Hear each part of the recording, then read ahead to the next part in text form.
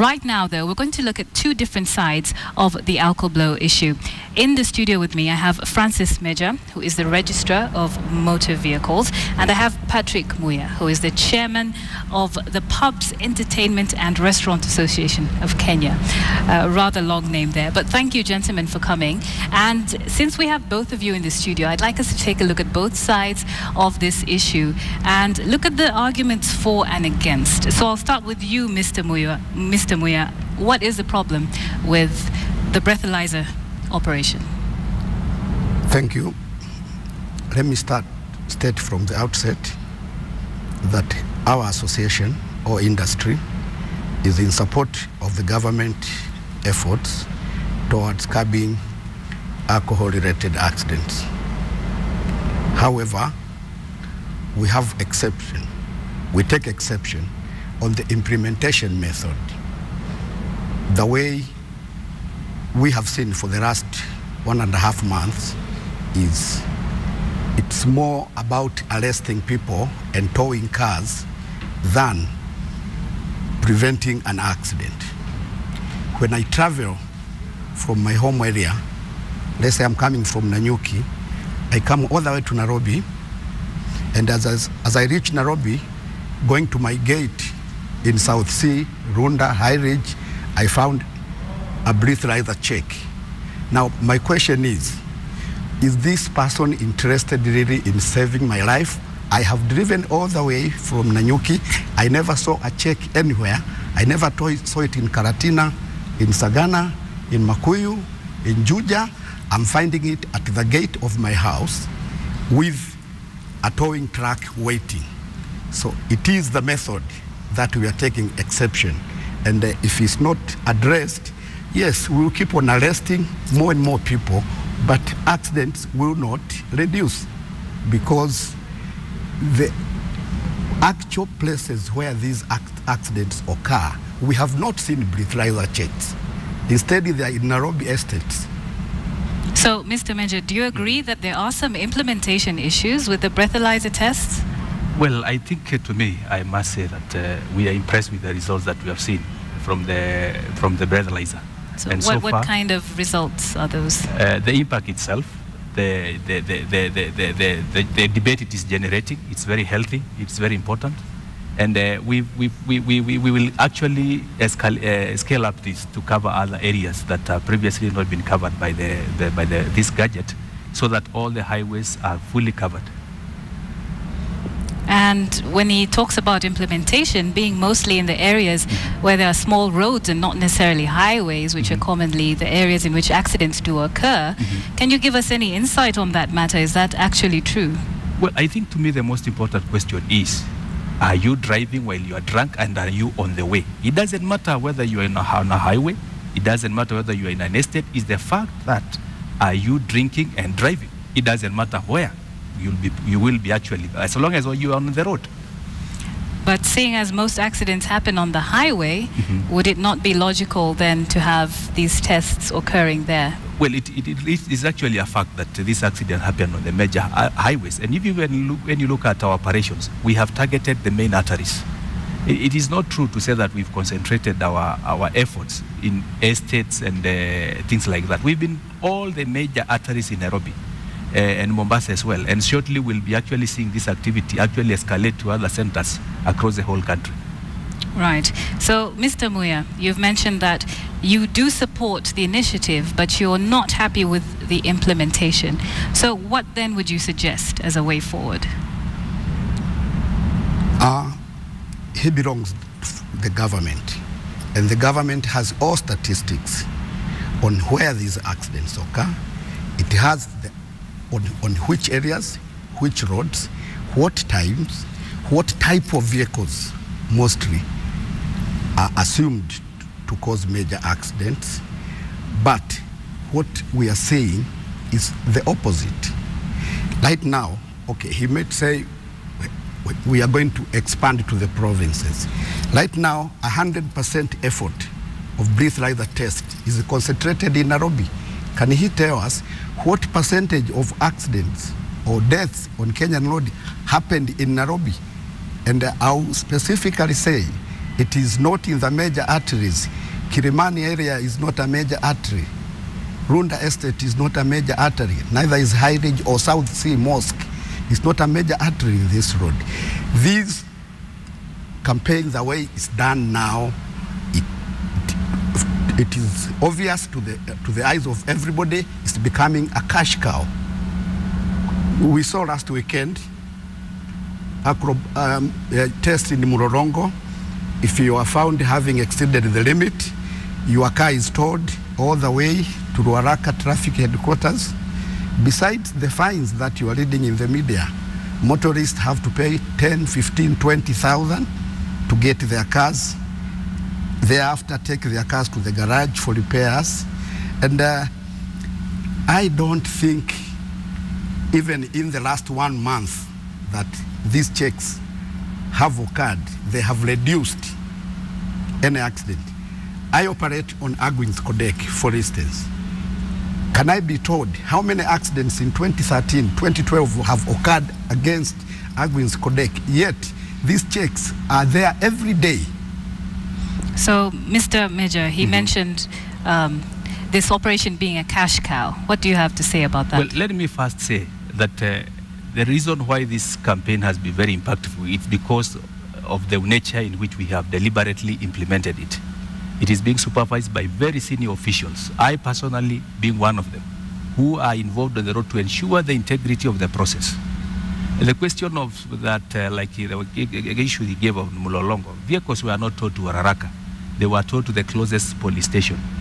And we are giving motorists an opportunity.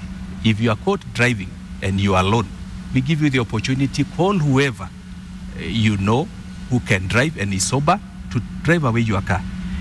If you are not able to, the logical thing to do is we can't leave that vehicle on the road. So naturally, if at the close of our operation, you have not been able to identify somebody to drive away your car, we can't leave it and abandon it on the road, because at the end of the day, we are responsible for it. The issues of saying that Nairobi accidents are, let's show the figures.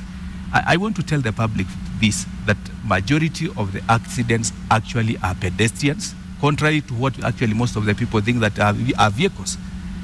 Either these pedestrians are knocked down by speeding vehicles, some of them by drunkard people. But the bottom line is the law is very clear. You are not allowed to drink and drive.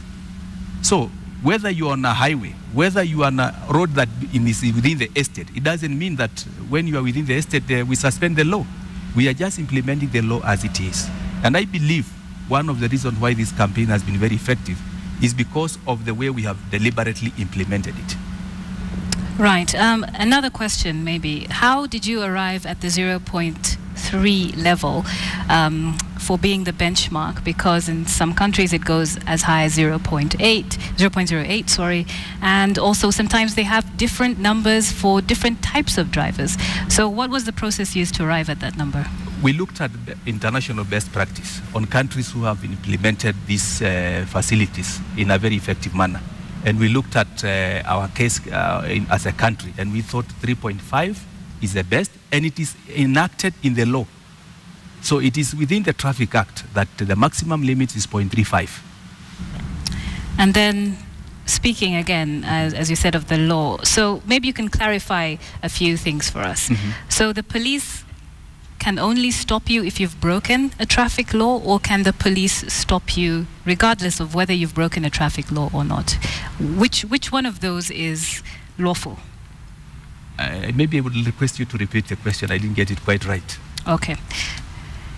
The law says the police can only stop you if you have broken a traffic law. Is that correct or incorrect? It is correct. And in relevance to what we are discussing, we stop motorists at random. We check. And we don't just test people even before we check. You examine the person to see his alertness. We ask them to step down, stand on one foot to see whether they're able to maintain their balance. If for one reason we suspect that this person is drunk, then that is when the person is taken through the exercise of being tested.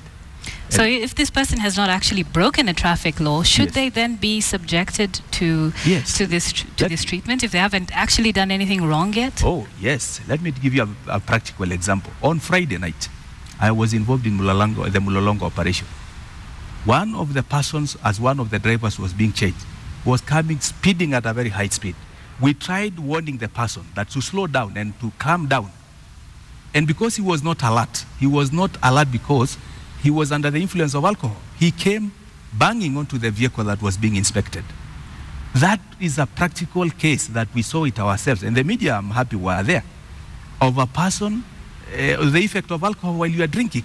The alertness levels are actually very low. This person was one very far. He was not able to observe that warning, and he came and rammed to a vehicle that was being checked on. So those are the many cases. And I will give you another example.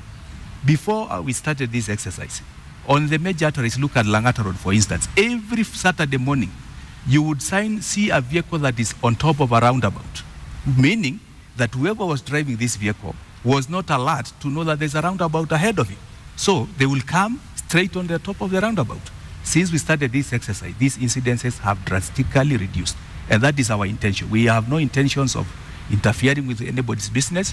All we are interested is to ensure that the safety of the public, the drivers who are on the road, and the innocent people even who are walking around are safe. Right. So, Mr. Muya, if I can just come back to you. How has this actually affected your business? Because I'm sure that we are finding some common ground here. You do support the initiative, but this is having an effect on your business and your livelihood. Can you tell us a bit about that?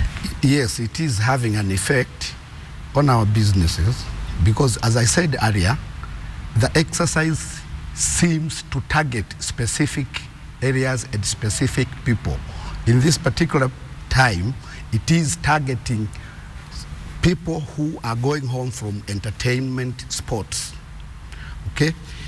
I would like to get a breakdown from him. He has not mentioned about PSV vehicles. That's where most of our accidents come from, PSV. They start their operation between 10 and 11. There's no PSV vehicle on the way. It's only private cars. And the statistics has shown in Nairobi, I have statistics, in Nairobi at night, in the year 2012 and 2013, small cars contributed only 7% of the accidents.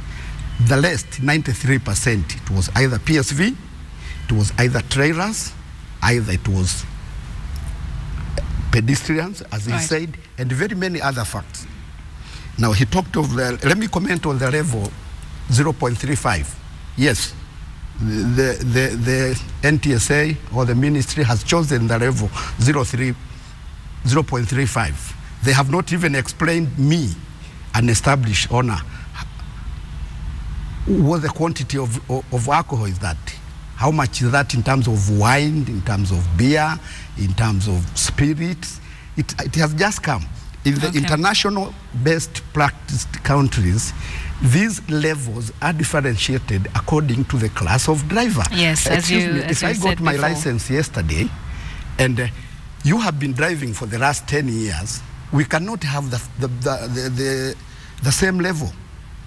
Well, clearly there are still some questions to be answered, but I'd like to thank you both for coming and raising both sides of that debate. Well, you can actually join this conversation. Let us know what you think about this, whether this operation should actually be suspended.